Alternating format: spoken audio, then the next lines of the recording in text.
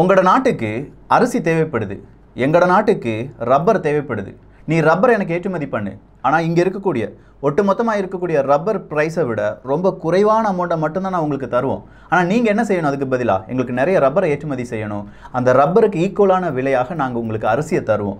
So rubber and rise அப்படிங்கிற ஒரு கான்செப்டில் 1952 இலங்கை அவங்களுடைய பஞ்சத்தை போக்குவதற்காக சீனாவை நம்பி இருந்தது அப்படின்னு சொல்லலாம். அதே இலங்கை ஆகஸ்ட் மாதம் 30 எக்கனாமிக் எமர்ஜென்சியை அறிவிக்கிறாங்க. இலங்கையில் இந்த மாதிரியான ஒரு அறிவிப்பு வந்துச்சுன்னா வித்தின் 14 days 14 நாட்களுக்குள் அவங்க அதை அவங்களுடைய நாடாளுமன்றத்தில் தீர்மானமாக நிறைவேற்ற வேண்டும். கிட்டத்தட்ட 225 நபர்கள் கொஞ்சம் அவங்களுடைய நாடாளுமன்றத்தில் இன்னைக்கு இந்த எக்கனாமிக் எமர்ஜென்சி தேவையா இல்லை வேணுமா அப்படிங்கிற மாதிரியான ஒரு வாக்கெடுப்பு நடத்தப்படுது. அதில் 132 வாக்குகள் எக்கனாமிக் எமர்ஜென்சி வேணும் அப்படின்னும் 51 வாக்குகள் இல்லை எக்கனாமிக் எமர்ஜென்சி தேவையில்லை அப்படின்னு சொல்லி விழுகுது. ஸோ 130க்கும் மேற்பட்ட நபர்கள் எக்கனாமிக் எமர்ஜென்சி அப்படிங்கிறது வேண்டும் அப்படின்னு சொன்னதுனால இலங்கையில் இன்று முதல் எக்கனாமிக் எமர்ஜென்சி அப்படிங்கிறது நாடாளுமன்றத்தின் அப்ரூவுடன் அங்கே அமல்படுத்தப்படுகிறது.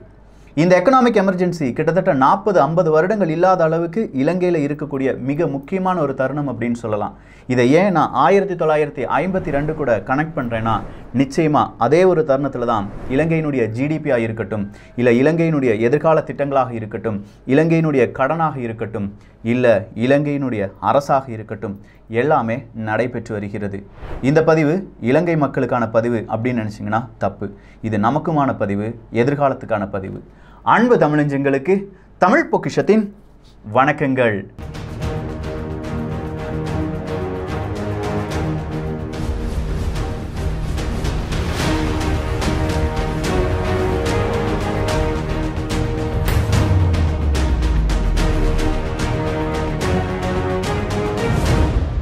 இலங்கை எக்கனாமிக் எமர்ஜென்சி அப்படின்னு சொல்லும்போது தவறாக ஒரு வார்த்தையை சொல்லிட்டேன். தொப்புள் கொடி வாழ்ந்த நாடு அப்படின்னு சொல்லிட்டேன். என்னுடைய தொப்புள் கொடி உறவுகள் வாழ்கின்ற நாடு இலங்கை.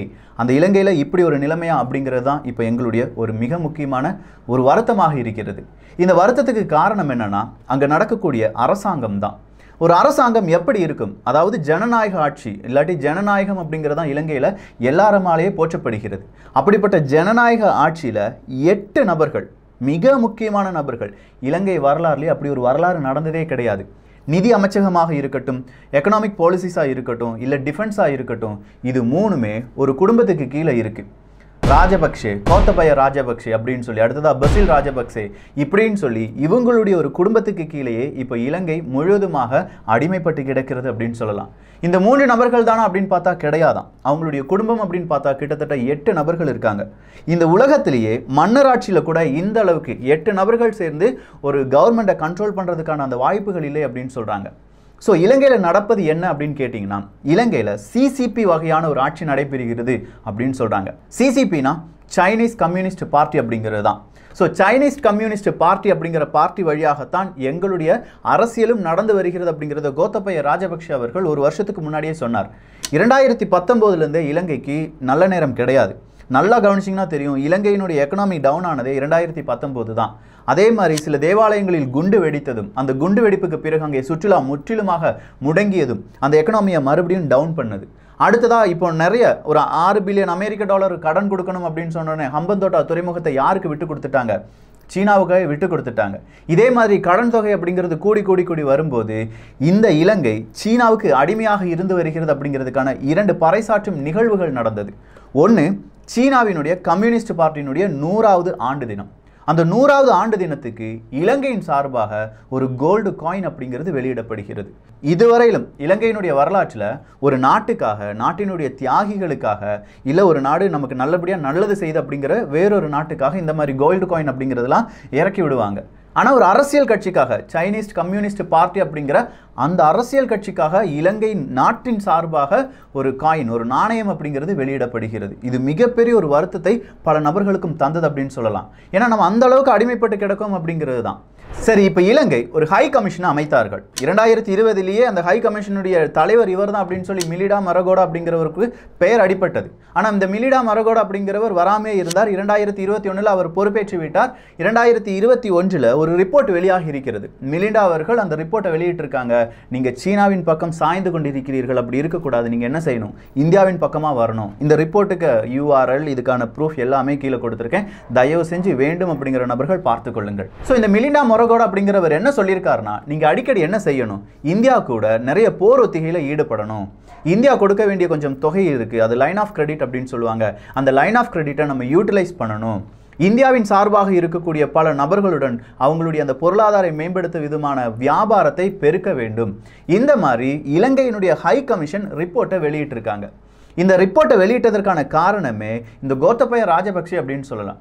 கோத்தபய ராஜபக்ஷ என்ன சொல்லி வந்தார்னா, நான் எந்த அணி சேரவும் மாட்டேன், அதாவது நான் சீனாவின் பக்கமும் போக மாட்டேன், இந்தியாவின் பக்கமும் போக மாட்டேன், நம்ம நாட்டுக்கு யார் நல்லது செய்கிறாங்களோ அவங்களுடைய பக்கம், இல்லாட்டி எல்லா நாடுகளுடைய நட்பும் நமக்கு கிடைக்கும் அப்படின்னு சொல்லியிருந்தார். ஆனால் இப்போ டோட்டலாகவே இது சீனாவின் பக்கம் போகிறதுனால அங்கே இருக்கக்கூடிய மக்களுக்கும் அங்கே இருக்கக்கூடிய என்விரான்மெண்ட்டுக்கும் அங்கே இருக்கக்கூடிய பொருளாதாரத்துக்கும் பல சிக்கல்கள் வந்திருக்கு. அதனால தான் இந்த எமர்ஜென்சி அப்படிங்கிறது, இல்லாட்டி இந்த எக்கனாமிக் எமர்ஜென்சியை இலங்கை அறிவிக்க வேண்டிய கட்டாயத்துக்கு தள்ளப்பட்டிருக்கிறது அப்படின்னு சொல்லலாம். இப்போ இலங்கை எக்கனாமிக் எமர்ஜென்சி அப்படின்னு சொல்லும்போது அவங்களுடைய டெப்ட் அப்படிங்கிறது, கடன் அப்படிங்கிறது அவங்களுடைய ஜிடிபி அந்த ரேஷியோ எடுத்து பார்த்தீங்கன்னா 101% இருக்குது. ஸோ நம்முடைய கடன் அப்படிங்கிறது நம்ம மொத்த வருமானம் இருக்குது பாருங்க, அதை விட 101% அதிகரித்திருப்பதாக சொல்லுகிறார்கள். இந்தியாவை கணக்கெடுத்து நீங்கள் பார்த்தீங்கன்னா ஒரு 138 கோடி மனிதர்கள் இருக்கக்கூடிய இந்தியாவை நீங்கள் எடுத்து பார்த்தீங்கன்னா அது வெறும் 26% இருக்கிறது. ஸோ இவ்வளோ பெரிய மக்கள் தொகை நிறைந்த ஒரு நாடு அப்படின்னு சொல்லும்போது இந்த நாட்டில் நிலம் அப்படிங்கிறதும் இருக்குது. அதாவது நிலம் சார்ந்த தொழில்கள், தொழிற்சாலைகள் இது எல்லாமே இருக்கக்கூடிய இந்திய நாட்டிலேயே பப்ளிக் டெப்ட் வெர்சஸ் நம்ம ஜிடிபி அந்த ரேஷியோ எடுத்து பார்த்தீங்கன்னா 21% 26% இருக்கும்போது இலங்கையில் அது 101% இருப்பது மிகப்பெரிய ஒரு அச்சுறுத்தலாக நாம் பார்க்க வேண்டும். சரி, எங்கேருந்து தான் நம்ம கடன் வாங்கியிருக்கோம்? இலங்கை அரசாங்கம் எங்கேருந்து கடன் வாங்கியிருக்கு? நீ சொல்கிற மாதிரி சீனாவிடம் இருந்து கிடையாது அப்படின்னு சொல்கிறவங்களுக்கு இலங்கை அரசாங்கமே வெளியிட்ட சில பல கிராஃப் இருக்குது. 10% அவங்களுடைய கடன் சீனாவினுடைய அந்த அரசாங்கம் கொடுத்திருக்கிறது. 10% ஜப்பான்லேருந்து வாங்கியிருக்காங்க. 47% இன்டர்நேஷனல் கேபிட்டல் மார்க்கெட்லேருந்து வாங்கியிருக்காங்க. மல்டிலேட்டரல் டெவலப்மெண்ட் பேங்க்ஸ்லேருந்து ஒரு 22% வாங்கியிருக்காங்க. இந்தியாவிடமிருந்து ஒரு 4-5% கடன் வாங்கியிருப்பதற்கான வாய்ப்புகள் இருக்குது. நான் சொன்ன வார்த்தையில் சீனாவிடமிருந்து 10% தான் வாங்கியிருக்குன்னு சொன்னேன் பார்த்தீங்களா? ஆனால் இன்னொரு வார்த்தையை சொன்னேன், இன்டர்நேஷனல் கேபிட்டல் மார்க்கெட் அப்படின்னு சொன்னேன் பாருங்க. பல நிறுவனங்களிடமிருந்து 47% கடன் வாங்கியிருக்குன்னு சொன்னோம்ல. இந்த நிறுவனங்களில் பாதிக்கும் மேற்பட்ட நிறுவனங்கள் சீனாவை சேர்ந்த நிறுவனங்கள். ஸோ சீனா நேரடியாக அவங்களுடைய கடனை கொடுக்காம, நேரடியாக அவங்க கட்டுப்பாட்டில் இருக்கக்கூடிய வங்கிகளுடைய கடனை கொடுக்காம அவங்களுடைய நிறுவனங்கள் வழியாக இலங்கைக்கு கடன் கொடுத்திருக்கிறார்கள். ஸோ டைரெக்டாக நம்மளால் யாரை ப்ளேம் பண்ண முடியாது, சீனாவை ப்ளேம் பண்ண முடியாது. ஆனால் ஸ்ரீலங்கா பெரிய அளவில் ஏமாந்துட்டு இருக்காங்க அப்படிங்கிறது மட்டுமே தெரியுது. இப்போ இலங்கையை ஸ்ரீலங்கா பேக்டோர் அப்படின்னு சொல்லி மேற்குலக நாடுகள் அழைக்கிறார்கள். ஸ்ரீலங்கா பேக்டோர், சீனாவினுடைய பின்வாசல் ஸ்ரீலங்கா அப்படின்னு சொல்கிறாங்களா அப்படின்னு கேட்டால் கிடையாது. ஆசிய நாடுகளுக்குள் சீனாவால் நுழையக்கூடிய ஒரு இடம், ஒரு வாசல் எது அப்படின்னு கேட்டிங்கன்னா இலங்கை தான். இதே மாதிரி பால்கன் நாடுகள் இருக்குது பாருங்க, பால்கன் ஸ்டேட்ஸ் அப்படின்னு சொல்லுவாங்க.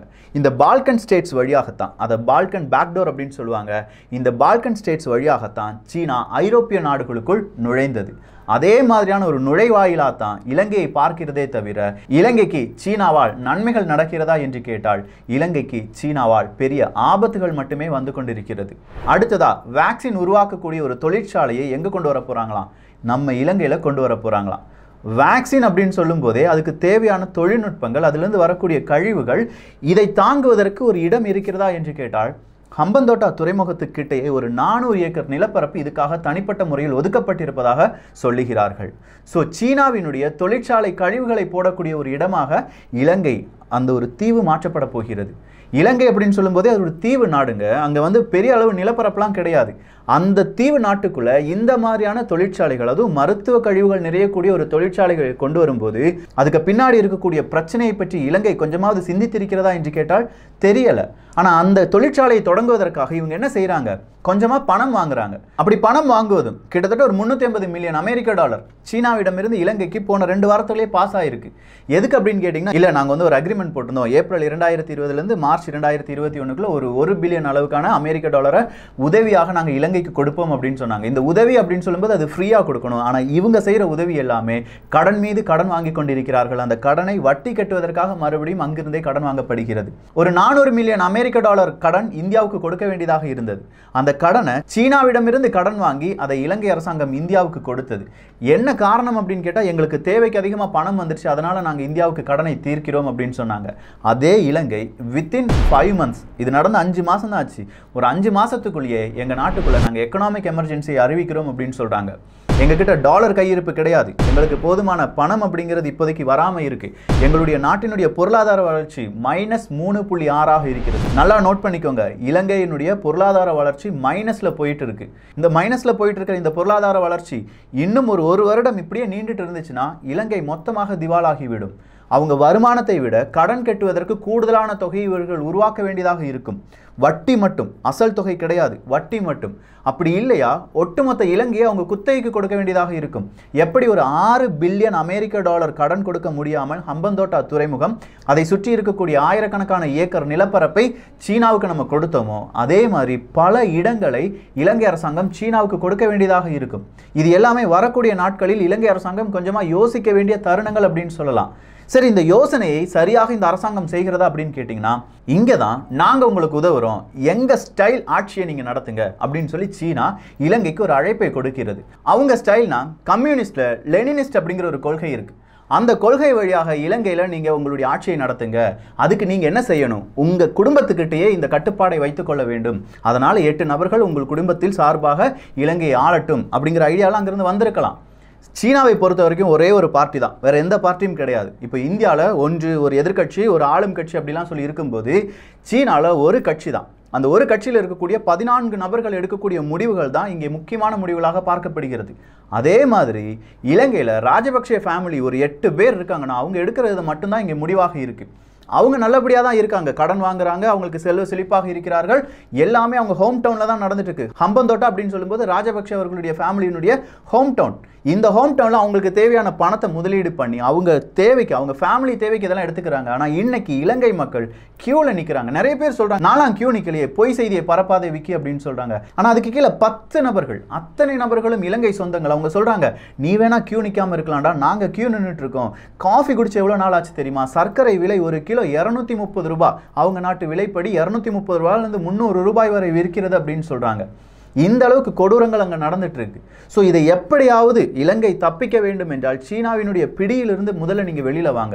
அது ராஜபக்சேவாக இருக்கட்டும், இல்லாட்டி ராஜபக்சேக்கு ஆதரவு தெரிவிக்கக்கூடிய யாராக வேண்டுமானாலும் இருக்கட்டும். உங்கள் நாட்டினுடைய எக்கனாமி என்னவா இருக்குது? உங்கள் நாட்டினுடைய எக்கனாமி எதை நம்பி இருக்குது? சுற்றுலாவை நம்பி இருக்குது. சுற்றுலா அப்படின்னு சொல்லும்போது சீனா மட்டும் கிடையாது, பிற நாடுகளும் உங்கள் நாட்டுக்கு வர வேண்டும்.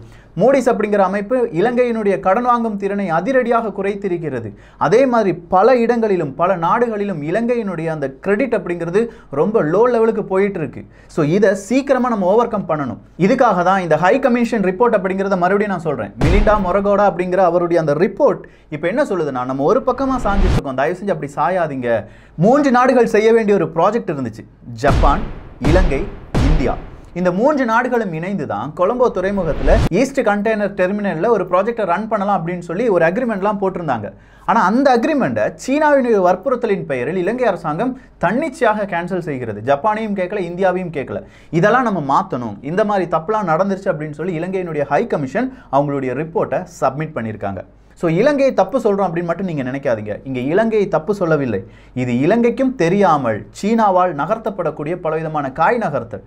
என்னடா உனக்கே இவ்வளோ தெரியுதுன்னா அரசாங்கத்துக்கு எவ்வளோ தெரியும் அப்படின்னு சொல்லி நிறைய பேர் கேட்கலாம். ஆனால் எனக்கு தெரிகிறது 10 நபர்களுக்கு தெரிய வேண்டாமா? 10 நபர்கள் 100 நபர்களுக்கு சொல்லிக் கொடுக்க வேண்டாமா? அப்போதான் அவங்க நாட்டை சுற்றி என்ன மாதிரியான நடவடிக்கைகள், அரசியல்கள் விளையாண்டு கொண்டு இருக்கிறது அப்படிங்கிறது தெரியும். ஸோ இந்த விஷயத்தை உன்னிப்பாக கவனிப்பதற்கு இலங்கை மீது உங்களுக்கு உண்மையிலேயே கொஞ்சமாவது உறுத்து இருந்துச்சுன்னா கீழே கொடுத்துருக்கிற லிங்க் எல்லாம் கொஞ்சம் சொடக்கி வெறும் 2 நிமிஷம், 5 லிங்கா 10 நிமிஷம் தான் ஆகும். 10 நிமிஷம் ஒரு ஹெட்டிங்ஸ் அது இருக்கக்கூடிய வாசிச்சு பாருங்க. நான் சொல்றதுல எவ்வளோ உண்மைகள் இருக்கு அப்படிங்கிறத புரிஞ்சுக்கோங்க. புரிந்த பிறகு இலங்கையினுடைய அரசாங்கத்துக்கு நம்ம எந்த மாதிரியான ரிக்வஸ்ட் வைக்கலாம், இல்லை ராஜபக்சே அவர்களுக்கு இதை எப்படிலாம் கொண்டு போகலாம், இந்த மாதிரியான பல பிரச்சனைகள் இருக்கு. கண்டிப்பாக இந்த ஹை கமிஷன் ரிப்போர்ட்டை பற்றிலாம் இலங்கை மக்கள் பேசும்போது இலங்கை அரசாங்கம் மக்களின் சார்பாக மாறுவதற்கான வாய்ப்புகளும் இருக்கு. ஆனால் அதுக்கு நாம பேசணும். நாம் பேசி நம்ம கேள்விகளை கேட்டு நம்ம கருத்துக்களை பகிர்ந்தால்தான் மக்களுக்கு இதெல்லாம் தெரியுது அப்படின்னு சொல்லி அவங்க மாற்றிக்கொள்வார்கள். அப்படி இல்லையா, நம்ம செய்கிறது தான் சட்டம், நம்ம சொல்கிறத அவங்க கேட்கணும் அப்படிங்கிற அடிமையாட்சி இலங்கையிலும் மலர்வதற்கான வாய்ப்புகள் இருக்கின்றன.